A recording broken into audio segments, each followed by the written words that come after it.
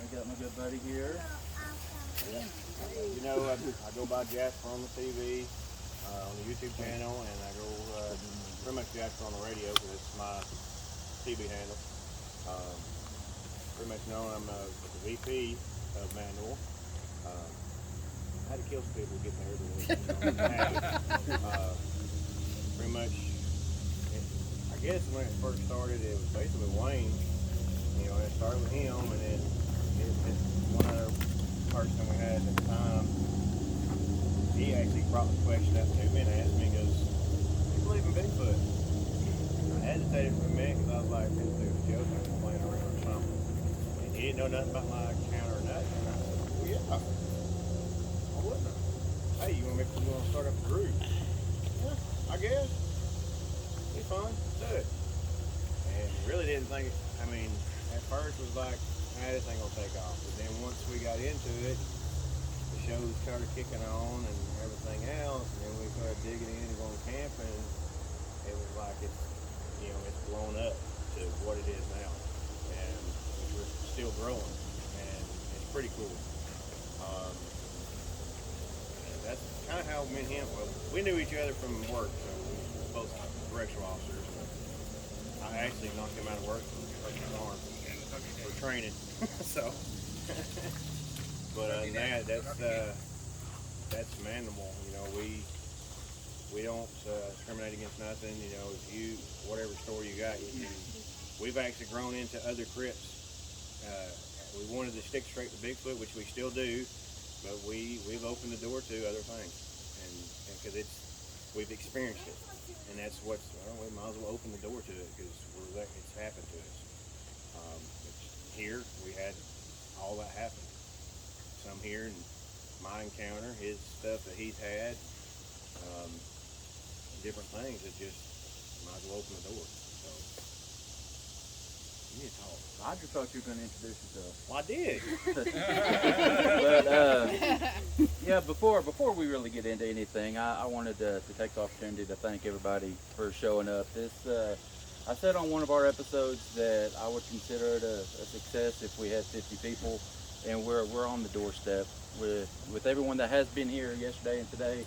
We're over 40 people here, and that's not that bad for a first-time event. And last time I checked, notice. What's that? In short notice. Yeah, it was very short notice. We threw this together in just a couple of months, and last I checked, I think there's 11 states that are represented here today, so that's pretty impressive. Yeah. The furthest one being Colorado. Guy actually had to catch a plane and fly in. Then Joe drove in from Texas. We got Louisiana, Ohio, several different 11 states that are represented, and that says a lot. Yeah. Speaks a lot to this community. It really does. That people are passionate about this subject and want to get out and learn, and we want to thank everybody for taking the time. There's a million different ways you could have spent your holiday weekend, but you chose to come down here and spend it with us, and we're grateful. We're grateful for that. But Wall spoke a little bit about the beginning of Manimal, and how it actually got started was a couple years ago. I was working, and I had about an hour commute from my home to work, and my vehicle went down. My Jeep went down, and I had to borrow a truck from my dad. As soon as I borrowed it, the radio went out. Oh, what am I going to do for an hour drive there and back, 2-hour commute each day with no radio? So I discovered podcasts.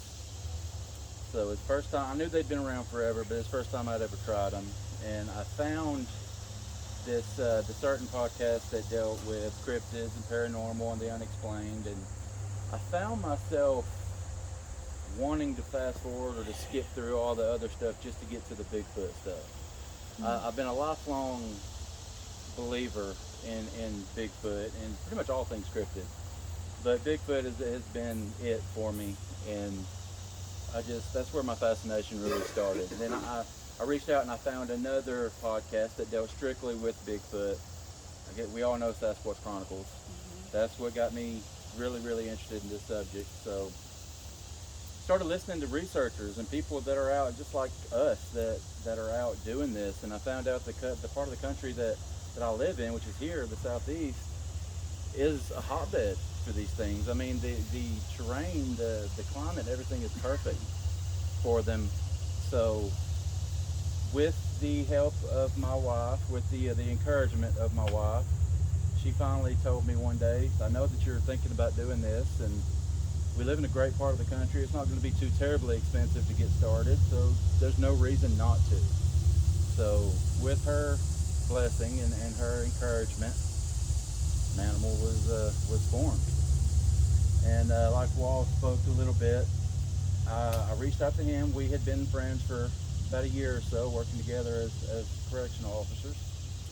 And I just sent him a message out of the blue. I hadn't talked to him in a few weeks. And I just said, hey, do you believe in Bigfoot? Or I said, hey, is Bigfoot real? That's what I said. And he said, what? Yeah, he's real.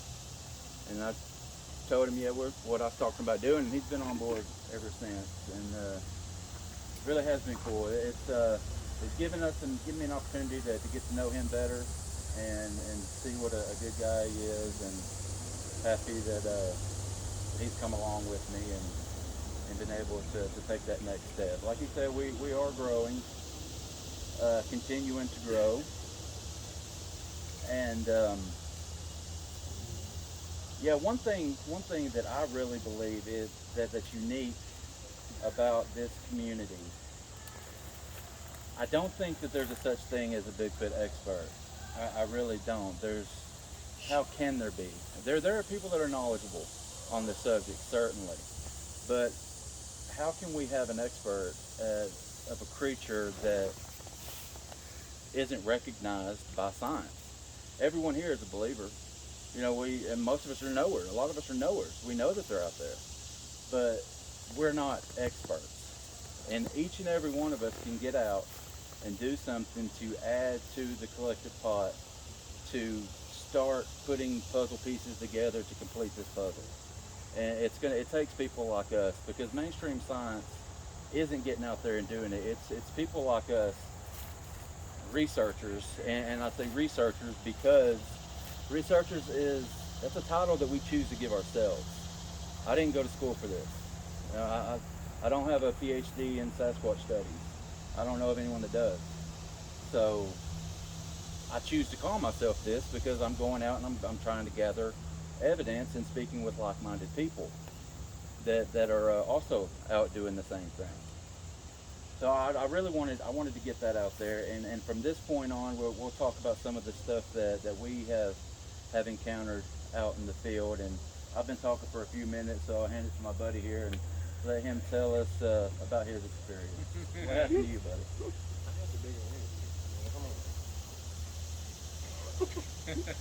Well, when I finally, which y'all heard part of it last night, when I first, mine was the basis of the first encounter, the true encounter was with the Bigfoot. I believe 100% it had to be one sitting on my tent. And which y'all know, I touched the butt.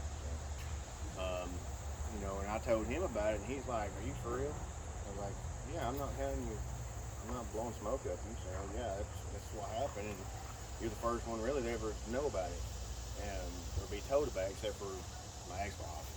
And while we've done that and went through the story and then on the YouTube channel with it, and it, everybody was like, "Okay, cool."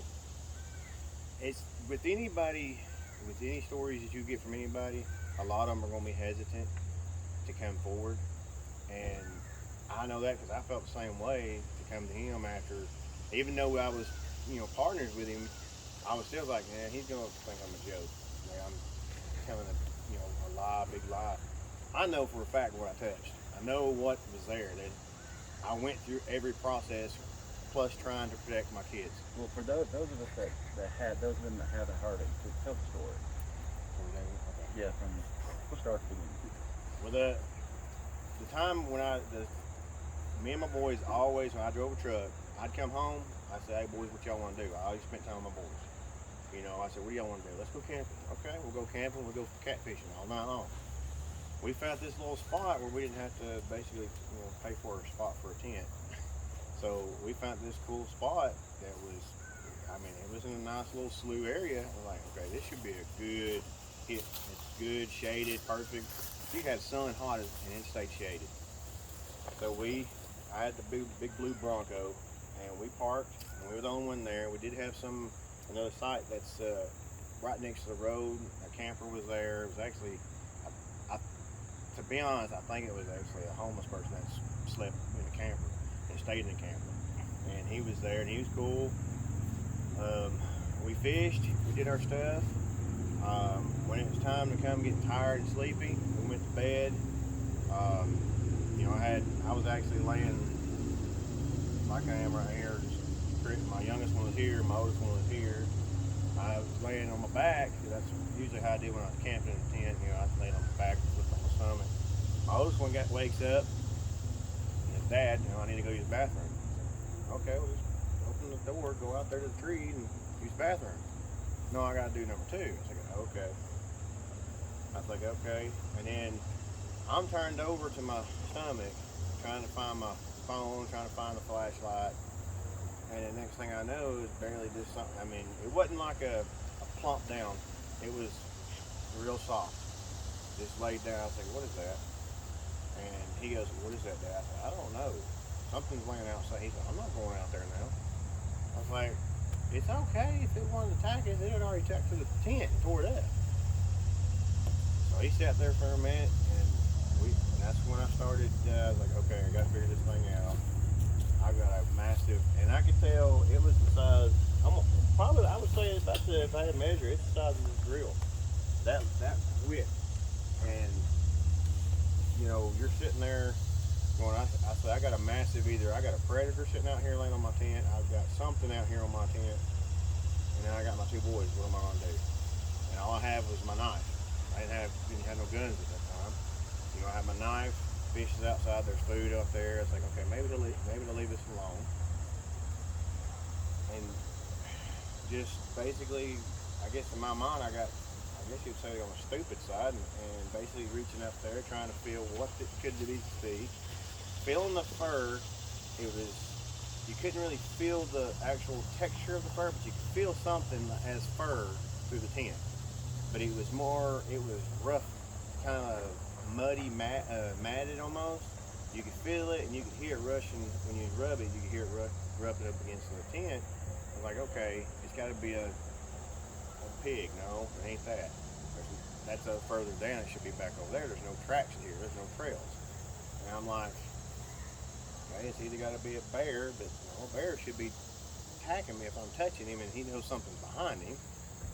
And went through different things, and then finally I started putting my hands up there, and I would push, and feel it rock, sit back down. Like, okay, what in the world? So then I said, son, give me my knife. I reached it here, put it in my right, and it started barely poking. And I had three holes in my tent, just barely poking. This thing does not move, like it doesn't feel nothing. And I'm like, okay. So I lay there, and I said, you still need the bathroom? He said, nope, not now. I said, okay. I said, did you? Scared it out of him. Probably. I didn't ask him that. He got home and used the bathroom, but after the next morning. But he passed out. I went back to sleep. I said, don't worry about it. I'll stay awake. And I sat there, and I followed it, and I tried to stay awake, and this thing stayed right here. I said, that way I knew where this thing was at. If it moved, I knew there's a front door, I'm ready for it. Next thing I knew, I'm waking up the next morning. Thing's gone. Chris is outside sitting in his chair just fishing away. Son wakes up and says, Dad, what was that last night? I said, I don't know. I said, maybe it had to be something. I didn't really come out and tell him. I said, maybe it's a Bigfoot. I don't know. It's just an animal. In my mind, I'm going, I either had a Sasquatch, something visit us last night that didn't try to hurt us. And I felt that when I was going to sleep, I felt calmness. I didn't feel like I was protecting my kids no more. I was like, okay, I felt a calm, like something was pushing over going, it's okay, dude. I'm not here to hurt you. I'm here watching over you. I'm just resting or something. Past that, boom, it was gone. The next morning. When we went around, we went to go see if we seen some tracks. I said, let's go see if we got some deer tracks. That's what I told him. I said, it's deer. And to the day, they still kind of like, it's a deer. And they'll laugh at me and everything. I'm like, okay, you need to go on camping with me. Go see our thermal stuff, what we've got. Um, and we went back there, and there was a print, a rounded, smoothed out print that looked like a butt. Like something was just sitting there, just chilling. And I was like, I didn't get a picture. Like, you know, anytime like he's happened, didn't think about getting a picture. Like, oh my God, you know. And I was like, that's cool. Just shrug it off. Let's go back fishing. We left, and it took a while for. I don't even think we ever went. We didn't go. That was the last time we ever went back and stayed there. The rest of the time we stayed in the park, paying for $10 for a tent, just to stay in the park. And I was like, I want to go back, which. 1, 2, 3, after they got about 7 or 8 years old, I went coon hunting for the first time. And my buddy up on the mountain, he had some coons. I said, hey, I know a spot, let's go try it. Because I knew coons would pick up on this if something big was out there. Got down there, the dogs took off out there. They went around the ridge, and we ran into some brush that we just couldn't get through. The dogs were already there. We GPS, man, the GPS showed them almost 10 miles, almost about 5 to 6 miles down in the brush, and we're like, dude, I said, how are we gonna get these dogs back? They'll come back.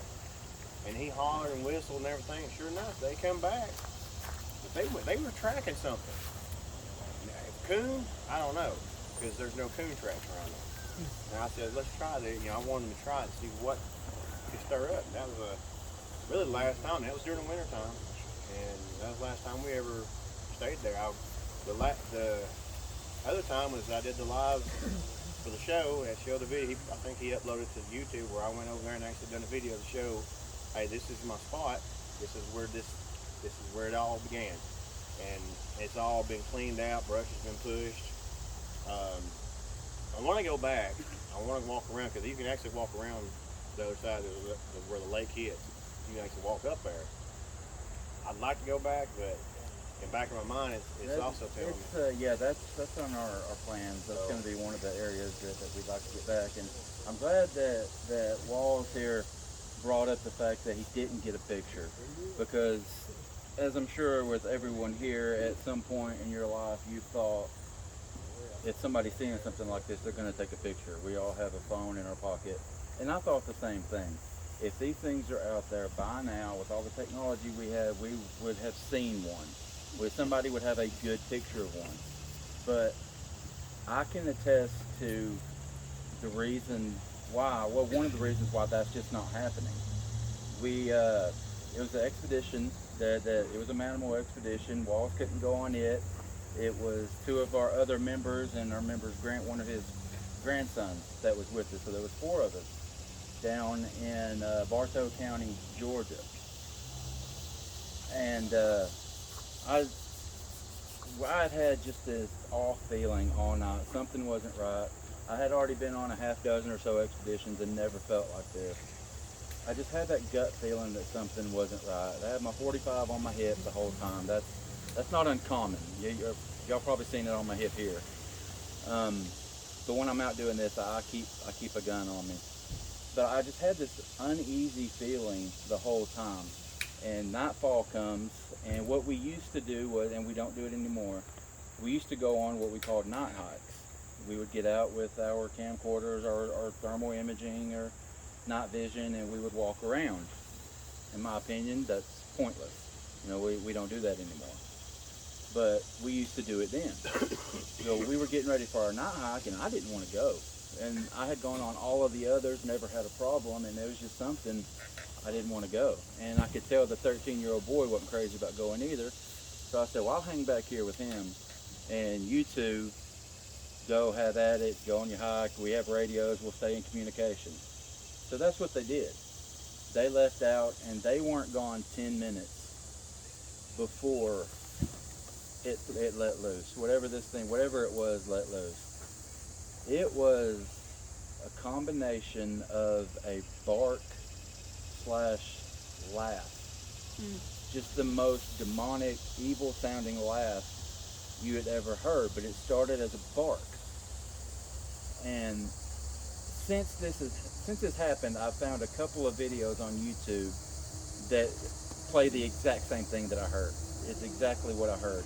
and they were on Sasquatch videos. People say that that's a typical sound, is what I've heard. I didn't see it making the sound, so I don't know. But all I can tell you is I'd never heard it before. I had never been more scared in my life. Instead of reaching for my phone to record it, and this thing let out about, within a 2-minute span, probably a dozen of these bark/laugh things. And in that time, I had my gun in my hand, not my phone. I had thermal there. I had audio recording equipment. I didn't reach for any of that stuff because it never entered my mind. And that's what I'm here for. You know, I've been doing this for 6 months, and I have bought all this equipment, been on all these expeditions, and been ready to capture something. And when the crap hits the fan, I fold. You know, why? What is it about us that does that? I mean, there's the fight or flight instinct, and I've always thought to myself, if it came down to it, I would fight. But at that time, no, I was I was scared. I was not going out there. I had my gun in my hand, and I got on the radio and I said, "Do y'all hear that?" He said, "Yes, we heard that." And I said, "Y'all need to get back here." Like I said, they weren't gone 10 minutes. And they came back. They had never heard a sound like that. It wasn't coyotes. It wasn't dogs. I don't know. I don't know what it was. If you guys are familiar with Thinker Thunker, and most of us are, he has a video of a Native American fella on a reservation. Yep. And he's holding the phone up to his face, and he's talking about this cackling. The cackling, that's what they called it. Bigfoot cackling or something like that. But that laugh that you hear in the background, that's what we were hearing from not very far away. So it's very, very understandable to me, at least, why there aren't as many good pictures. Because people are scared. I mean, your first instinct is to protect yourself, not to get evidence. Yep. And the craziest thing is with the area that he was in, he called and told me this. I started researching, looking at the area up, which I, at the time, as some of you know, I independent. Up, go up. I can't fly. When I took off to do the research on the computer, I was like, okay, I went through hyenas, everything. I'm like, okay, is it this? Do you think it's this? And he basically was like, no, ain't none of that. Okay. Well, as some of you know, I'm an independent wrestler on the side. And one of the guys up in Pikeville actually lives in Georgia and is part of a Bigfoot group, or was part of it. And I told him the area. I didn't tell him the side. I said, it's in Bartow, Canton. He said, well, you're in Dogman area. And this is where I first started hearing about Dogman. And I was like, okay, Wayne might have had an encounter with a Dogman possible. Because he said they're all over the place. And then I went and looked up this Dogman thing and looked in the Bigfoot sites. I mean, it's I-75. There's hits everywhere of both. And I'm like, okay, why is this area so keen? Which there is a lake there. So there's water source. And the area that little spot, we actually camped next to a cemetery, which is known that Bigfoot supposed to hang around cemeteries. And that's not the only one we've had. We had Blue Ridge, where the military decided to flex their muscles. We had that one, which is a small cemetery. And this one that he's talking about is actually still active. And they have I think the oldest one is the one that's a stone grave, ain't it? Back in the 1700s. Yeah, to see it, it's cool, because it's a massive stone grave. But the first time we ever went there was in the winter, and we had things across from the water, something going through the woods. Mm-hmm. And then we was actually chilling around the fire, and I remember, and I know I freaked him out, because I'm sitting here and I'm wrapped up in, it's cold. It's 10 degrees. Yeah, it was cold. Bitterly cold. I'm wrapped up, just sitting here next to the fire. We're just chilling, talking, thinking, what we're gonna do tomorrow. And I legitly hear from this side, and that's across I hear, hey. I look at them, I said, y'all just say something? Which, even though I heard it come this way. No, I said, dude, I just heard a hey coming from this field over here. And that's where also, I believe that night or that day, y'all found you had a casting, didn't you? Or That might have been a different time. was it? We Could picked have it been a up different there. spot. I think me and him, when we went on our first expedition, I think it was just me and you up in the mountains, Pigeon Mountain, which was kind of crazy. That was actually a kind of crazy lead. I actually met up with an old person and his wife to buy a kerosene heater from my rental house. And I told him, I gave him my card. I said, this is what we're actually doing. I'm going to put in a tent to keep it warm. Because it was in the mountains, it was the coldest time we've ever been. And the guy literally didn't hesitate. He said, well, you ever been up to Lafayette Mountain? We called it Lafayette Mountain. And I was like, I didn't know Lafayette had a mountain. I said, I know I go over a mountain, but I didn't know it was Lafayette Mountain. He said, back in my day, it was Lafayette Mountain. I said, okay. He said, I coon hunting up there a long time ago. Okay. He came up and he said, I got chased out by something. And when he says chased out, I said, what do you mean by chased out? He said, well, let's just put it this way. I seen trees going on my side, running down a trail with my dogs, trees, rocks, and growling before we ever got out of the spot. Okay. So I said, Wayne, let's go. Yeah, it wasn't the next week. I think And it was just me and him. This was probably when Manimal got on the map in a way. I would say this one was the big one. We got up there. We found this great spot next to the lake, and then which now the government has it closed up there for some odd reason. We found this spot. And it was perfect. The tent, that's where you see this on the website. You see my tent, that's the spot. And we're chilling and we're going to bed. We go out and do our little thing. You know, we come back, didn't even have nothing. That night we left the recorder on the table. Yeah, well, let's back up just a little bit. That night, something happened. There was a missing hiker, or it was the last day of deer season. Yeah, that's right. And there was a hunt that weekend, and we didn't know about it, so we were disappointed when we got there. Like, there's going to be hunters everywhere. We're not going to get anything. But we already had all of our stuff up, and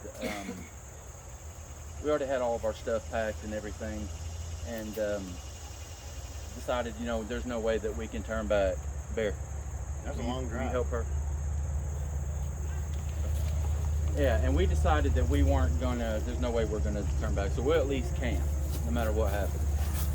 So I stop in and I talk to the ranger, the guy that, he's kind of over the mountain there, the recreation, and I asked him, are we allowed to tent camp up here? I know there's a hunt going on. He said, yeah, just pick a spot, it's fine. And so yeah, he's a real nice guy, super friendly. He's a younger guy in his mid-20s probably. And we get to talk to him for about 20 minutes, and I finally get comfortable enough that he's not gonna call me crazy and laugh at me. So I ask him, do you know anything about any Bigfoot sightings up here? Have you ever heard anything about Bigfoot? Because that's what we're doing. We're up here we're camping and we're looking around, seeing what we can find out. And he said, no, his demeanor didn't change. He said, no, I've never heard anything to do with Bigfoot, but there are gnomes up here. And I laughed, I smiled, I said, a gnome? You mean like a little person? He said, yeah. He didn't laugh, he didn't smile, he said, yeah, I'm serious, I'm dead serious. People, more than one person has talked about little gnomes, seeing little people running around in the woods. So I just thought I'd throw that in. It has nothing to do with anything. But that's another cryptid that someone said that was up there. But anyway, we get up there and it's the last day of hunting and it's starting to get dark, and we notice an ambulance flying down the road. And in front of that ambulance was a ranger, like kind of guiding them. A couple minutes later, another ambulance goes by, and 2 or 3 more rescue vehicles start going by. Like, man, something is going on. Something's happening. So we're discouraged now. There's too much going on in this mountain. We're not gonna get anything. And we're out walking around a little bit, and there's a helicopter flying over us, and he's flying low. And we think that he was like shooting thermal, trying to look for, I'll put all this together, we come up with a conclusion a hunter got hurt, or maybe a hiker got lost, or something like that. So there was a lot of attention up on this mountain, is the point that I'm trying to make. So we're discouraged. You know, we've been excited about this spot and looking forward to it. Get here and nothing's gonna happen. So we turn in early. Early for us back then was 1 o'clock, about 1 a.m. Yeah. We turn in early, and before we do, I decide I'm gonna leave my voice recorder out on the table. And so I put it on the table and I covered up with this bag of chips. We had bought another little individual bags of chips you put in your kids' lunchbox, send them to school with. Bought a big pack of those and we set that on top of the recorder and we go to bed. And on the recorder you can hear our voices. You can almost hear what we're saying. It's coming in so clear. We're talking, you know, as people do, talk for 15-20 minutes before you go to sleep, and then you nod off, you fall asleep. Well, 5 minutes after we fall asleep, we start to hear this, like footsteps, and it's coming, it's getting closer and closer, and then the footsteps stop, and you hear a bag of chips rustling, and we're asleep, not 20 feet away while this is going on. I have no idea any of this is going on. These bags of chips are moving, and they stop, and then you hear a loud thud, and then little feet. Well, it sounded like little feet running off, and then the big feet start following it. Obviously, we didn't see any of this. It's all speculation that we're putting it together in our head. Sounds like Mama carried up the baby, got her a bag of chips, threw him down, he took off, and Mama followed. That's what it sounded like. Now, we still have this recording. But we also had our little trap on our little trailer on the backside. Yeah, tell them about that. He actually got some cool lights, some motion lights. Dollar store, wasn't it? Somewhere cheap, yeah. A little dollar store, and he found some camo tape. We cameled them up. We hung one up in a tree where we was going behind our camp, going up in the hills, because there was so many tree structures we saw up there. I mean, bukus of things. So we hid it right here, so if something comes up behind us, this thing's gonna come on, boom. Maybe spook it. And spook it. Well, the trail was pretty clear. I mean, it was leaves, but it was clear. Next day, we went to go up there, and I stopped dead track, and I said, dude, where are all these trees? There was limbs broken in the area where this light was there. And the leaves were, it looked like someone had slid on leaves. You ever been running? Spooked, slid, leaves were disturbed and everything. And then, basically, you could see something going back up the hill. So it was like, I think our light it spooked something. I wish we had a camera. We didn't have a thermal that time. We didn't have no deer camera. But that light, if it hit it, we didn't know it because it's behind us. But there was limbs, like either we picked it off and it just threw limbs down there trying to kill the light or something. But yeah, we had that and went on up, and then I think we left an apple hanging that didn't get touched. But they were, the structures up there was basically, it wasn't really a built structure, it was piles of tree limbs. Interwoven between smaller trees that were coming up. I was like, dude, there's one there. And it was a night. That was basically our first big time, and he didn't know we had to record until later. He said, check this out.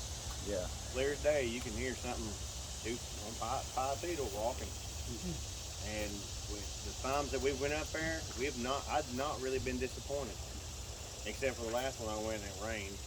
Oh boy. Yeah. No, I take that back. No. We did get something because me and Greg walked down I said, I'm going to go down and see our spot and see what's going on. And that's when I noticed it was blocked off for one, which is crazy. And then the main road on up was also gated and blocked off. You couldn't go up that way. Well, there's a back way up.